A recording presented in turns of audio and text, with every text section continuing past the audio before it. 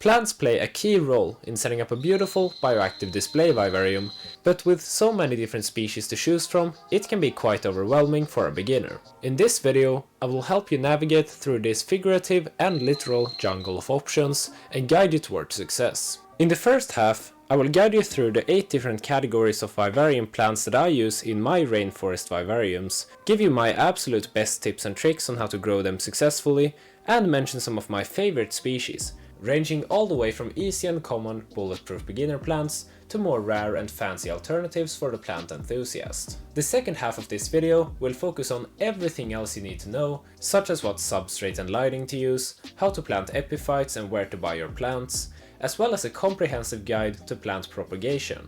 You can use the chapters on the video timeline to easily navigate through the different parts of the video. You're watching Tropical Tutorials, my name is Emanuel, and welcome to my frog room.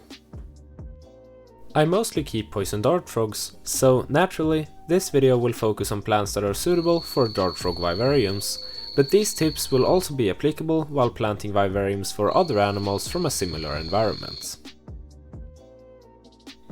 I like to divide my vivarium plants into 8 different categories, some of which are real taxonomic groups, while others are just completely arbitrary categories that I made up for the sake of simplicity. These are background plants, Aroids, Bromeliads, Begonias, random vines, ferns, orchids, and moss.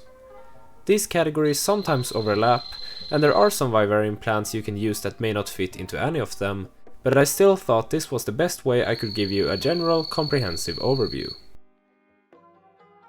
The first category is backdrop plants, which is one of the more arbitrary categories that I just made up for the sake of simplicity. These are small-leaved plants that will climb up against and cover your background in a nice green carpet. In my opinion, these might be the most important plants in a rainforest vivarium, since they create a sense of lushness and the tank almost looks empty without them. If you're new to vivariums and plants, and you just want a lush and overgrown jungle, then the absolute best plant species you can get is Ficus pumila. It's a fairly common plant that you can even find in some garden centers, and it will grow very quickly and take over your vivarium. This is a species that requires plenty of moisture, making them super easy to care for if you have them in a humid rainforest vivarium, and basically the only way to kill it is to let it dry out.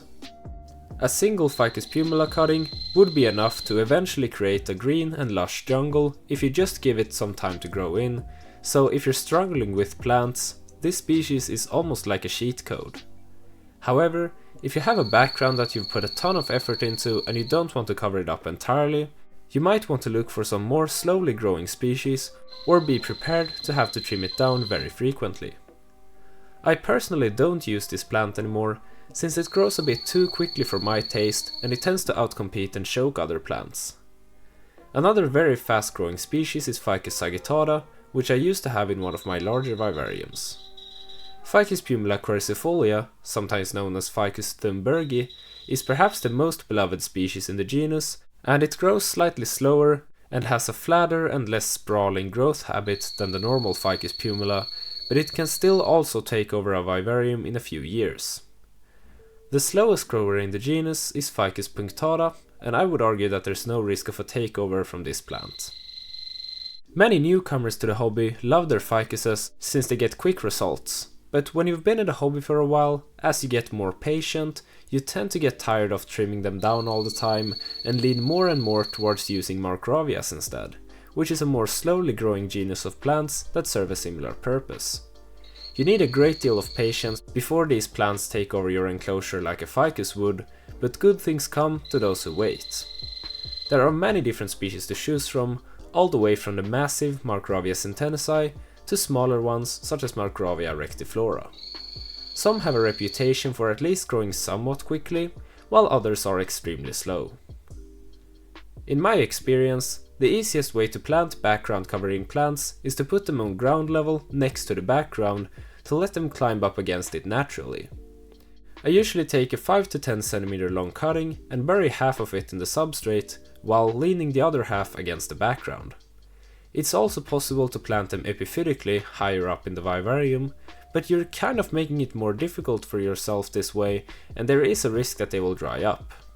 They will look most natural when they get to naturally grow on and cover the background all the way from the bottom of the tank, and they will typically pretty much only grow upwards rather than hanging downwards anyways, so putting the base on the ground is by far the easiest option. One of my absolute favorite plants, which kind of also fits into this category, is Peperomia emarginella.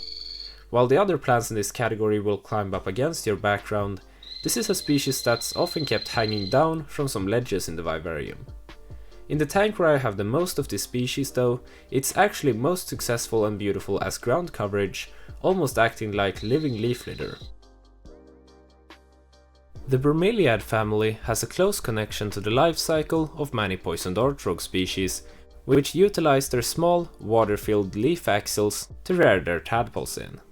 These small water sources are appreciated by many animals and are one of the reasons these plants are so popular. The most common bromeliads to use in vivariums are ones from the Neregelia genus and Vriesia genus. You can also use Guzmanias, but they tend to be a bit less popular in the dart frog hobby. Most bromeliads are epiphytes, meaning that they naturally grow on top of other plants, such as tree branches, rather than in soil, and they get all of their water and nutrients from rain and dirt that ends up in them, rather than taking it from the host plant. In vivariums, they should be planted epiphytically on the background or the hardscape, since they often rot if you place them directly in the vivarium's constantly moist substrate. I have a section later in the video about how to plant epiphytes, so more on that later. The colors of bromeliads can vary greatly, both between species and between individual plants grown under different conditions. This seems to mostly depend on the intensity of the lighting, as you usually need very bright light to keep red bromeliads red, while dim light turns them more green. If you change the intensity or quality of the lights, you can sometimes see the plant change color entirely in a matter of months. There are some species which tend to always remain green though. Some claim that bromeliads with spikes on the edges of their leaves can cause injuries to dart frogs. I must say that I'm slightly skeptical of these claims, since I feel like a small dart frog should be smart enough to not cut itself. I know many people who use spiky bromeliads without issues, and I haven't heard of any confirmed injuries from them, but I personally mostly use smooth ones regardless, since I think they tend to look better. There are also two other kinds of bromeliads that are very different from the aforementioned ones, namely the Tillandsia and Cryptanthus genre. Cryptanthus are usually terrestrial by nature, so planting them in the soil works well. If you want to maintain the colors, perhaps planting them higher up in the tank, closer to the lights, is a good idea, but make sure that you have some moist media, such as sphagnum moss, around the roots so they don't dry out, because they like it quite moist. I've had a completely green Cryptanthus vivitatus turn bright red when I moved it upwards closer to the lights. The Tillandsia genus, also known as air plants, are, as far as I know, entirely epiphytic. I have stopped using them because I don't really think they fit in that well in the dart frog tank, but I used to have several species in the past. The next category of plants is probably my favorite of them all. It's time to talk about Aroids, which is a colloquial name for plants from the Araceae family. The family includes plants from the genre Philodendron, Monstera, Anthurium, Alocasia, Epipremnum, Rhaphidophora, Syngonium, and more. Everything from the common golden pothos all the way to rare and fancy Monstera species can be found in this family. If you remember the massive rare houseplant bubble during the pandemic, it was mostly focused on Aroids, and the prices were soaring for the rare species, some going up to tens of thousands of dollars each. Fortunately, many of the species that used to be extremely rare and expensive around 2020 have since been extensively propagated and are now dirt cheap if you know where to look for them. Let's just say that if I had a time machine and went back to 2020 with all of my current plants, oh boy would I be rich. Many Aroids appreciate being kept in a somewhat shady part of the vivarium, since too bright light can result in pale leaves and stunted growth in some cases. Aroids also prefer a well-draining substrate mixture that's chunky and contains plenty of air pockets, which is what I typically use in all of my vivariums. I will talk about substrate in a later section of the video though. In general, most of the Aroid species that grow like a vine are usually good options for vivariums, since they are easy to trim down as they grow. The ones that grow from one lump, such as alocasias and the self-heading philodendron species, can also work, but keep in mind that it's difficult to trim them down in a way that looks good. If you want some easy to care for, commonly available aroids, then I can highly recommend Epiphytic aka golden pothos, Philodendron hederaceum, Monstera adansonii or Rhaphidophora tetrasperma, which you should be able to find in any garden center. These are easy to trim down once they grow, and their leaves always stay moderately sized. Combine their slightly larger leaves with a backdrop plant such as Ficus pumila, and you really have everything you need for a green and lush vivarium once you let them grow a bit. My favorite aroid genus is probably the Philodendron genus. This is an extremely variable genus when it comes to leaf shapes, sizes and growth habits. Most of them grow as climbing vines, which will go up against the background. Some species also crawl on the ground, but those tend to size up very quickly, so I would only use them for large tanks. One of the most popular species in dart frog display tanks is Philodendron verrucosum, with its beautiful neon green and velvety leaves. This species can be a bit finicky though. For instance, it can be sensitive during shipping, and cuttings are a bit tricky to root, but once it gets going, it tends to grow very quickly. A few similar looking but much easier alternatives include Philodendron melanochrysum, Philodendron micans, and the two hybrids known as Philodendron splendid and Philodendron glorious, which are much hardier than the verrucosum. The Monstera genus is an extremely variable one. The most famous one, Monstera deliciosa, quickly gets far too large for the majority of our vivariums, but almost all of the others are amazing choices. I already mentioned Monstera adansonii, but a slightly less common but also amazing alternative is Monstera siltepecana.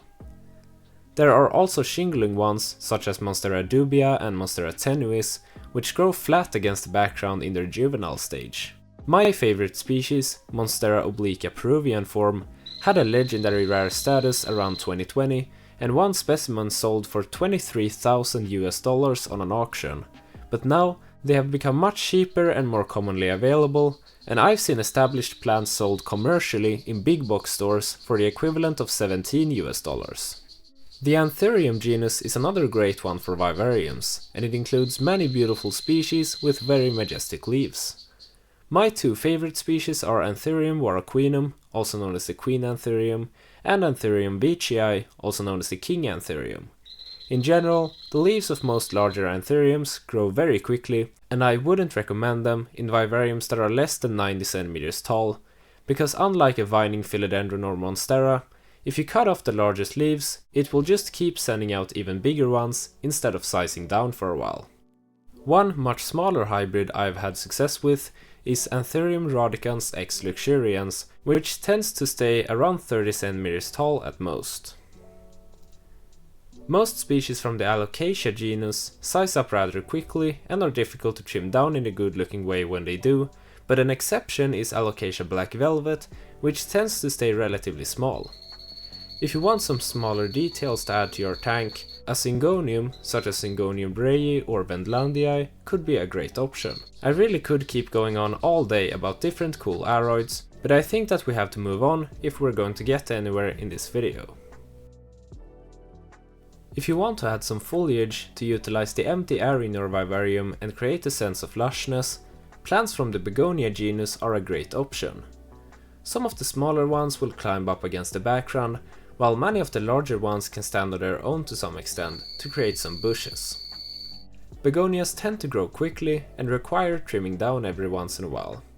The most frequently used plant species in my vivariums is Begonia prismatocarpa, which I have in 9 out of my 15 dart frog vivariums. It's just an amazing plant with a unique and interesting leaf shape, but because of its green coloration, it still doesn't steal too much attention. If you place it next to a hygrolon background or a wood piece, with a surface that stays somewhat moist, it will climb up against it, create a beautiful bush and produce amazing yellow flowers. It also seems to not really grow too large, since it mostly stays small and compact rather than sprouting vines all over the place. A similar plant, although it's slightly larger and grows much faster and sproutier, is Begonia elegnifolia schultzei. Both Prismaticarpa and Elagnifolia are climbers which cover the background, but if you want a larger foliage plant to use up more open air and utilize all 3 dimensions of the tank, you can take a look at, for instance, Begonia bipinnatifida, Begonia maculata, Begonia corallina, and Begonia listada. I tend to dislike the very colorful red and pink plants since I think they look quite unnatural, but there are many options within the Begonia genus if you want a really colorful tank. The most crazy colored one I have is Begonia chlorosticta green form, and I also have Begonia amphioxus in my propagation bins, but if you're willing to go further than that, then you can find plenty of species that look like someone literally painted them. I decided to include an arbitrary category where I just grouped together all other random vines, which weren't Aroids, Begonias, or the next category, Ferns, since this video would be really long otherwise. In general, plants that grow like a vine are often the best plants for vivariums, since they are easy to trim down without the plant looking ugly afterwards. Just like I said with the background covering plants, I usually prefer to plant them on the ground and let them grow upwards against the background, rather than hanging them epiphytically, but you can try different ways of planting them to see what works best for you. Ferns are amazing plants if you want your vivarium to feel like a lush forest. However, most ferns are either small miniature species or large sprouting things that quickly grow to a massive size, and unfortunately, there are relatively few species in between. Some examples of small ferns are the Microgramma species and my absolute favorite, Humata heterophylla. These will climb on the background and fill a similar purpose to micro orchids and other decoration plants, to just add that little extra level of detail. Slightly larger options include, for instance, Purosia lingua, Davalia species, Hemionitis arifolia, Microsorem pustulatum, and Microsorem thailandicum. Examples of larger, more lush-looking species that can take up a bit more space are the species from the Asplenium genus. A species I've used in the past is Neprolepis cordifolia Duffy, but they ended up eventually outgrowing the tanks. The coolest large fern I've had is Didymoclena truncatula, which used to be a centerpiece in my largest tank, but it unfortunately grew too large even for that vivarium, and at a certain point it stopped looking good after being trimmed down so many times. Sometimes you will find fun ferns appearing randomly from moss mixes. I have one unidentified species and one that I think might be a Polypodium species that regularly grow from the moss mix from Dusk Tropics. You cannot talk about vivarium ferns without mentioning the Selaginella genus. Plants from this genus are amazing choices for vivariums due to their small size. I mostly grow these on the ground, but I've tried planting them epiphytically on a few occasions. Ferns can sometimes be a bit tricky to care for, and I've had many species that simply died back at some point. It seems like many of the non-epiphytic species appreciate a very humid and almost damp substrate, so make sure to not let it dry out too much. Beyond that, I have very little advice to give, since my success rate isn't the highest, and I find it difficult to determine what makes certain fern species die and others live in my tanks. Some orchids are a great touch to any vivarium if you want to add another level of detail. If you're lucky, you might even get some little flowers from them every once in a while. One type of orchids you can use are jewel orchids, such as Macodes petola and Ludisia discolor. Unlike most other orchids, the beautiful parts of these ones are the leaves themselves rather than the actual flowers, which are honestly quite dull looking. Jewel orchids typically do best on the ground, and they like it when the substrate stays quite humid. All the other orchids that I use are epiphytic, and most of them are much smaller. Some examples are orchids from the genre Pleurothallis, Bulbophyllum, Masdevallia, Maxillaria, Harella, Coaligine, and Lepanthes. A rule of thumb when planting the orchids is that the ones with large bulbs typically require less moisture than the ones that only have thin petioles, but there are exceptions to this rule. I'm not going to pretend to be an orchid expert, as I've killed countless of them, and even though I've successfully grown many species, it's definitely the group of plants that I've struggled with the most in the long run. Not all orchids thrive in dart frog vivariums, since they can have rather niche temperature and humidity requirements, so when buying orchids and choosing what species to get, I recommend buying from, or at least cross-checking the species with some website that specializes in plants for vivariums, such as Ben's Jungle or Glassbox Tropicals, since those websites typically only offer species that do well in vivariums. If a species is listed on such a site, it's likely a good option. Finally, I have to talk a little bit about moss. In my vivariums, I mostly offer aquarium mosses, such as Java moss, Christmas moss and weeping moss, and you can often buy these in aquarium stores. You can also use various moss mixes that contain moss spores. They usually come dry and turn alive when you mix them up with water and coat them on the vivarium background with a brush. This is very fun and you never really know what to expect, but there is also a chance that you will get more ferns than mosses from these mixes in the end. If you just want a large amount of moss, I think starting out with living moss rather than buying spores will be much more effective. To grow moss, you can simply place it down on a surface that stays very humid under decently bright light. Moss is very dependent on constant high moisture levels, especially in the beginning when it's starting to establish itself. I find that the key to successfully growing moss is to keep it really moist for the first month or so. Once it's established and has attached itself to the surface you've placed it on, it will be much hardier and less likely to die, and it will be better at maintaining moisture on its own, but you should still be careful so it doesn't dry out too much. I would say that most instances of failure to grow moss in vivariums occur because it was planted in a spot that simply doesn't stay moist enough, and the problem can usually be fixed by redirecting the misting nozzles or trying to grow it in a different spot instead. Being successful with moss is not always the easiest, and it's mostly maintaining a moist enough place to grow it that can be tricky, but once it gets going, there's nothing stopping it. Now it's time to talk about everything else you need to know to be successful with your vivarium planting. A good substrate is key for a successful vivarium, not least for the sake of the plants. In very humid tanks, such as Star Trek tanks, I think it's very important to have a substrate that 1. Has a chunky structure with large pieces and plenty of air pockets, 2. Holds an appropriate amount of moisture and drains well, and 3. Will last for a long time without turning into a compact, soaking wet mud. With a good substrate mix, you most likely won't have to replace the substrate at all within the next 10 to 15 years. To achieve this, the best way is usually to have a mix of different ingredients of different particle sizes. One common and famous mixture is ABG mix, a substrate mix developed at the Atlanta Botanical Garden, hence the name. By now, almost every substrate mix is called the ABG mix online, but it's only real ABG if it contains plenty of tree fern fibers, which is apparently the main reason it lasts for so long. However, I personally don't use ABG mix. In fact, I've never tried the real thing with the tree fern fibers in it. My substrate mix, that I've used for several years now in slightly different versions, is mainly based on bark, either quote-unquote reptile bark or quote-unquote orchid bark, and pumice. The bark usually lasts for a very long time, but it's still an organic material that will release some nutrients over time. The pumice, on the other hand, greatly improves drainage, as well as increasing evaporation from the substrate, meaning that you can mist the vivarium much more without the substrate becoming soaking wet. The fact that the pumice is non-organic also means that it will last forever. I usually also mix in about 10% biochar, which supposedly helps purify the water and absorbs nutrients to slowly but surely re-release them over time.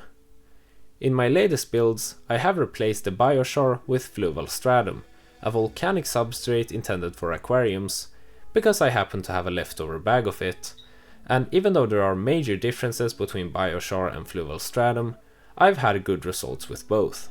Another option, which I think works quite well, is to solely use bark without mixing anything else into it. This is one of the few substrates that can be used on its own, since it usually lasts for a very long time, is chunky and filled with air pockets, and contains some nutrients. A completely different route, which is very trendy nowadays, is to use filter foam that acts as both the drainage layer and the substrate at once. It's very much possible to grow plants in this material, even though the common sense instincts of most beginners say otherwise. The filter foam stays humid, but of course without ever breaking down. When using a very generous layer of leaf litter and perhaps a bit of live moss on top of the foam, you also provide somewhere for the springtails and isopods to live, and once that leaf litter breaks down, it releases nutrients into the foam. In general, I always stay away from using any fine-grained organic materials, in other words soil, whether that be potting soil, fine-grained coconut fiber or fine-grained peat. This is because it tends to become very compact and simply turns into mud when it's kept moist for an extended time. Also, potting soil in particular can possibly contain artificial fertilizers or chemicals that you don't want in your vivarium, but that's besides the point. Soil type substrates can sometimes work in a moderately humid tank, such as a crested gecko vivarium, but if it's a really humid rainforest, these materials tend to break down far too quickly into a soggy mud that smells like rotten eggs, and especially if you have terrestrial animals like dart frogs that will sit in the substrate, this is not a good idea. I also avoid using large portions of dead, rehydrated moss in my substrate mixes, since that typically breaks down somewhat quickly as well. And once it does, the substrate will become much more compact. Using maybe 10 to 15% soil or dead rehydrated moss in your substrate mix can be a good idea, since it will release some nutrients and give a good initial boost for your plants when it breaks down, but using larger portions of these materials just tends to shorten the lifespan of your substrate in my experience. Many popular vivarium plants are epiphytes, which are plants that grow on top of other plants, such as trees, without taking nutrients from them. To plant epiphytes in your vivarium, you can be creative. I often use toothpicks that I stick into the background to keep them in place, but you can also use fishing lines, zip ties or stainless steel wire pieces to keep them in place. Eventually, the plants will root in place, so you can remove the wire, zip ties or toothpicks. You can also use cyanoacrylate superglue to attach bromeliads and other epiphytes to the hardscape of the vivarium. It's completely safe for animals as long as you let it cure properly. Make sure to get the superglue gel rather than the easy flowing one, since it's much easier to work with in my opinion. The hygrolon background that I'm using stays moderately humid on its own, but otherwise, having a bit of sphagnum around the roots to keep the base of the plants humid is very common, and I would recommend that for most plants with the exception of bromeliads, which are very susceptible to rot if the base stays too moist. As I have mentioned earlier in the video though, my experience with most climbing plants is that I tend to be most successful if I plant them in the substrate at the bottom of the tank and let them climb upwards against the background on their own, rather than planting them epiphytically at the start. This is both because they tend to grow upwards rather than hanging down anyways, and because beginner plant keepers often kill vines by planting them epiphytically and accidentally letting them get a bit too dry. Of course you can experiment on your own and mix it up a bit to find out what works best for you though. This is not a video about vivarium backgrounds, but I still want to briefly mention that I use hygrolon backgrounds attached straight to the glass with aquarium silicone in many of my vivariums, and it's an excellent material to let the plants climb up against.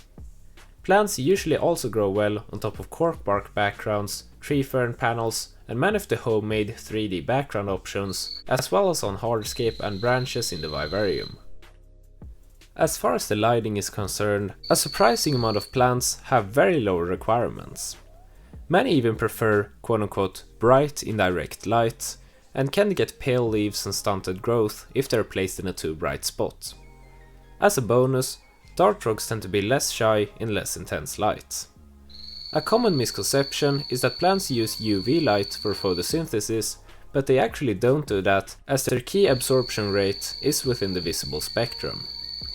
My rule of thumb is to always go for lights that have a color temperature of at least 6500 Kelvin, which is cold white light that somewhat resembles daylight. However, this is mostly because I think this will showcase the colors of the frogs and plants the best. On some of my tarantula enclosures, I happen to have more yellowish lights, and many plants still grow well in those vivariums. I usually go for the cheapest 6500 Kelvin lights that I can find.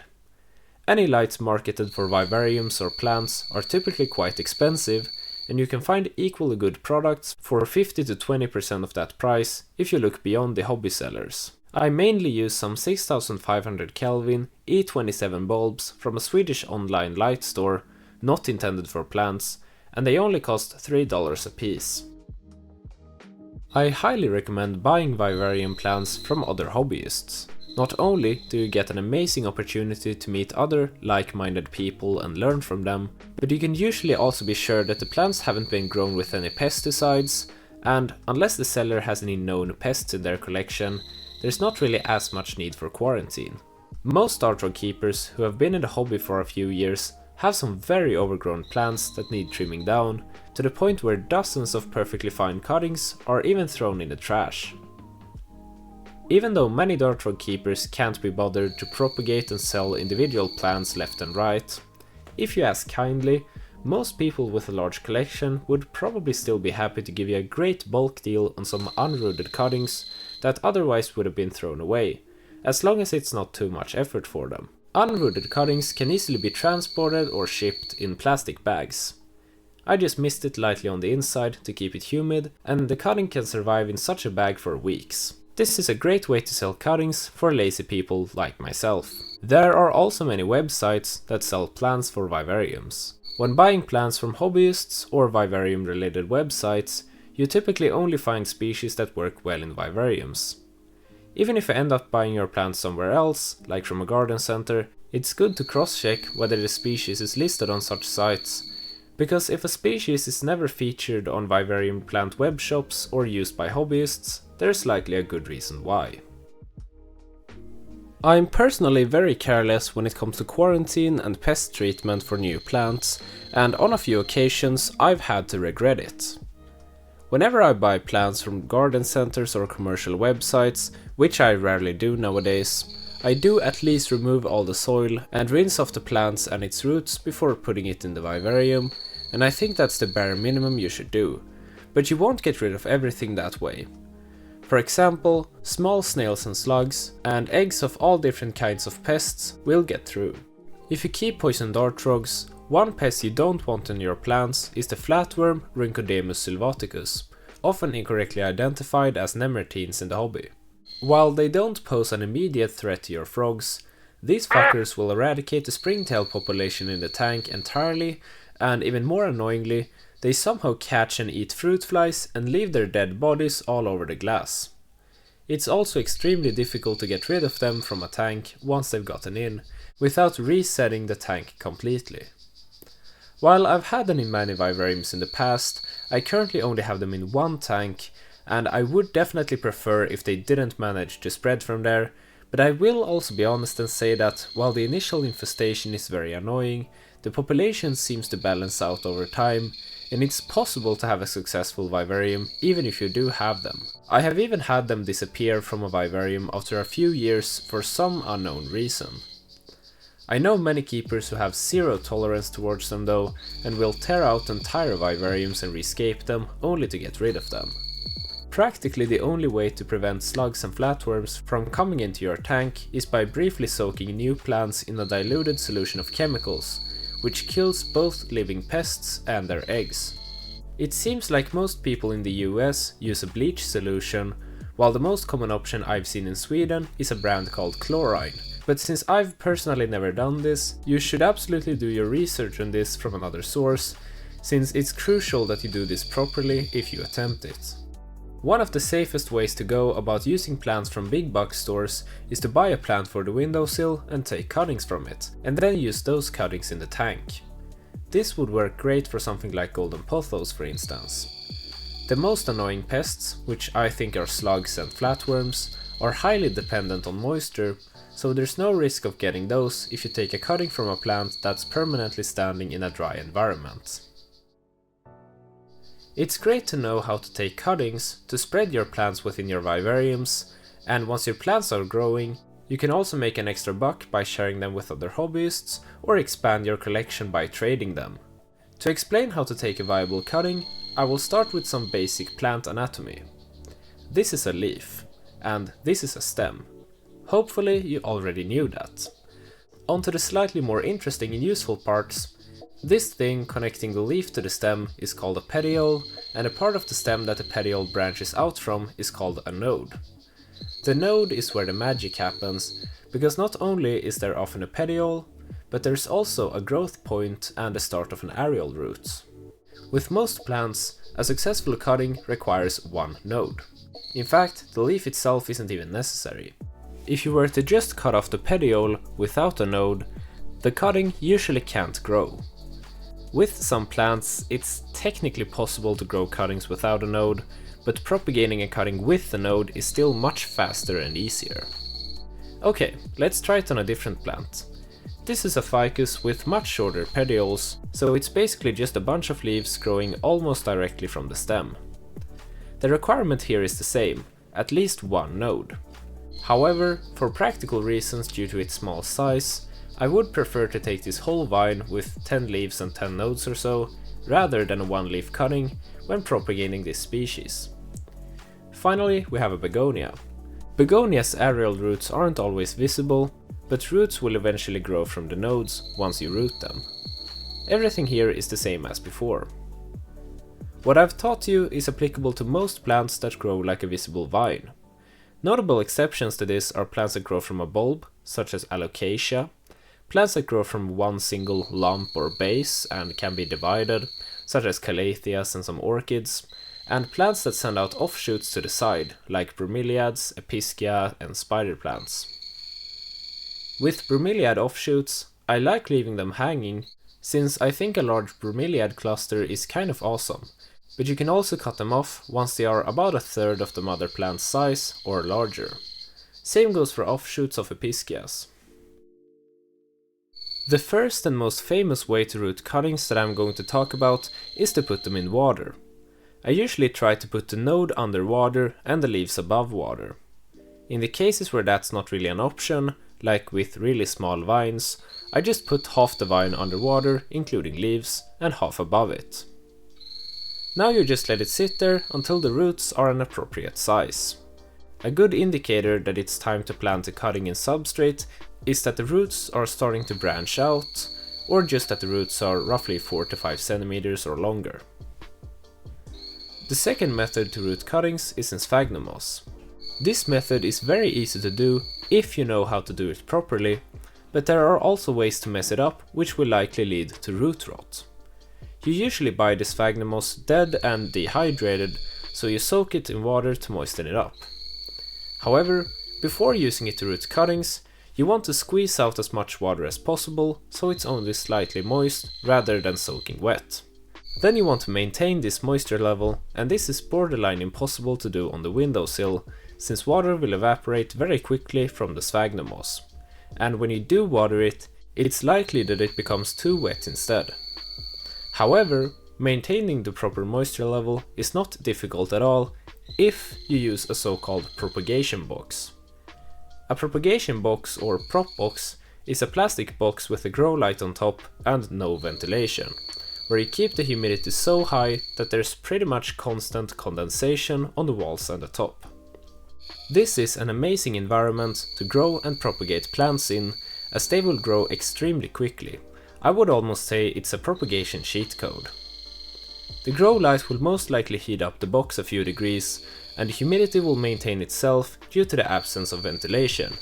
You literally almost never have to mist or water it after you've set it up, so you can just let it sit for months without maintenance. In this environment, maintaining the perfect moisture level in the sphagnum is not hard at all, since there will be an evaporation-condensation equilibrium in the high humidity. I find that the cuttings rooted in sphagnum in a prop box typically get much stronger roots than cuttings rooted in water, but I wouldn't even bother trying to propagate in sphagnum on the windowsill. The third method is to use perlite or clay balls. Simply take a glass, fill it with a perlite or clay balls, plant the cutting in it, and fill it about a third with water. Capillary action will transport water up to the cutting to keep it at an appropriate moisture level. This method works excellent in a propagation bin, but it can also work well on the windowsill. The fourth method, and what I usually do now, is to put the cutting directly in soil. I think this works very well for many begonias and smaller climbers, and it's also a good option if your plant already has large aerial roots. With larger plants, I bury the node and keep the leaf and the majority of the petiole above ground, and with smaller plants, I dig down half the vine below the surface and keep the rest above it. The main case when I wouldn't try this method is if I have some sensitive plants that I really don't want to lose, or especially if I have some plant with large leaves that doesn't have large aerial roots to support those leaves yet. In other words, pretty much the main case when I wouldn't recommend this method is with large aroids that don't have long aerial roots. This method works best in high humidity, so if you're not doing it straight in the substrate of your rainforest vivarium, I would recommend using a prop box. You have many different options when it comes to the plant layout and style. You could go for a lush jungle layout with plenty of ferns and random vines all over the place, or a more clean layout with only some large-leaved aroids, bromeliads and markravias. I think the key to making a vivarium look large is to use many small-leaved plants. But of course I also use some larger leaves, like Aroids and Begonias, to mix it up a bit and create a dynamic sense of depth. You will also have a completely different look if you go for all green plants versus having really colorful ones. I personally prefer working mostly with green and other natural colors, and some red and velvet black plants also sneak their way into my setups too, if it doesn't look too unnatural, but I usually opt against variegated plants and species that look like somebody painted them. When you have mostly green plants, the colors of the frogs themselves, and the colors of the few more colorful plants you do have, will pop out even more. To make the setup feel like a more believable slice of nature, I try to use multiple different plants of the same species in my larger vivariums when possible. For example, I have 3 Anthurium radicans x luxurians and 2 Philodendron atbapoense x bilietiae in this vivarium. When you have multiple plants of the same species spread across the vivarium, rather than having each plant being a one-off thing, it feels more like you're looking at a slice of jungle where these plants are naturally occurring. With bromeliads, I like to use an odd number of them in every tank, since it will usually look less symmetrical that way. I think it's often useful to use extra bromeliads when you initially plant your vivarium, once it still looks fairly empty, to fill out empty space. But then you can often consider taking them out later to open up the setup once vines, climbers, large aroids and begonias have started taking off. I've sometimes also done the same with large aroids that I eventually took out once the background got covered in smaller climbers. This tank is a good example of that, because for the first 2 years it would have looked very empty without the middle bromeliad and the Philodendron verrucosum, but after that, removing them really opened up and improved the setup. Finally, I want to encourage you to not overplant your vivariums at the start. I like to start with small cuttings rather than large established plants, because when you let those cuttings grow and shape themselves after their surrounding environment, it will eventually look much more natural. Trying to squeeze in a large established plant would look very unnatural and out of place in comparison, and it would usually also be less sustainable and less likely to survive in the long run.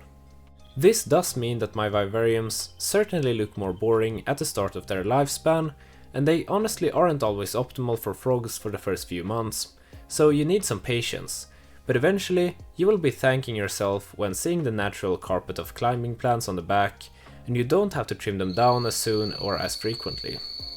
I regard my Leucomelas vivarium as my most successful long-term vivarium, but you would be surprised at how bare it was when it was freshly planted.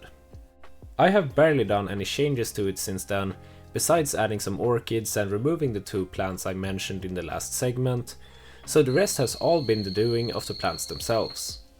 The setup has been going strong for almost 5 years now. Don't get me wrong though, this is only about your personal preference, and the frogs would love an overgrown and overplanted setup. It's just that I certainly don't, and most keepers eventually tend to move towards planting their vivariums more sparsely in the beginning for this exact reason. Let it take time and enjoy the process, because that's truly the most fun part of this wonderful hobby. That was it for my complete guide to vivarium plants. I hope you found it useful and learned something. If you want to learn more about poison dart frog husbandry and vivarium creation, please consider subscribing to the channel, because it's completely free and it really helps me out. Make sure to also press the notification bell so you won't miss out on any future uploads, and feel free to share the video with a few friends who might appreciate it, because that really goes a long way on YouTube. I have plenty of in-depth tutorials and care guides on the channel, and I'm planning on remaking my complete poison dart frog care guide in the near future, so you definitely don't want to miss out on that. If you want to see more of my animal room, check out my Instagram page at gecko_geek06. Thank you for watching.